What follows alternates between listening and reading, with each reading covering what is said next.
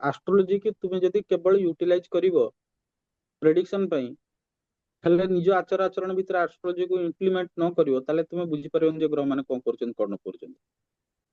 ମଣିଷ ଭିତରେ ଭାବ ସୃଷ୍ଟି କରେ ତାର ମହାଦଶା, ଦଶା, ଅନ୍ତର୍ଦଶା, ପ୍ରତ୍ୟନ୍ତର୍ଦଶାର ପ୍ଲାନେଟ ମାନେ। ତେଣୁ 1000 ଗ୍ରହ ପାଇଁ 1000 ରିମେଡି କରିବା ଅପେକ୍ଷା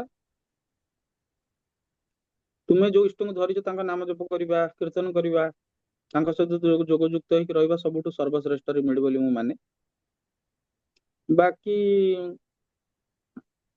ଲୀଳା ପୁରୁଷୋତ୍ତମ ଭଗବାନ ଶ୍ରୀକୃଷ୍ଣ ଖାଦ୍ୟର ପ୍ରକରଣ ସାତ୍ବିକ, ରାଜସିକ, ତାମସିକ ଶ୍ରୀମଦ୍ ଭାଗବତ ଗୀତାରେ ବର୍ଣ୍ଣନା କରିଛନ୍ତି।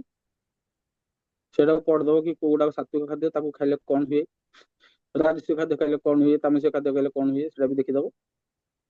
ସେଟା ଦେଖିକି ନିଜର ଖାଦ୍ୟ ପାନୀୟକୁ ନିୟନ୍ତ୍ରିତ କରିବ, ହେଲେ ଗ୍ରହ ମାନେ କମ ମାତ୍ରାରେ ଖରାପ ହୁଏ।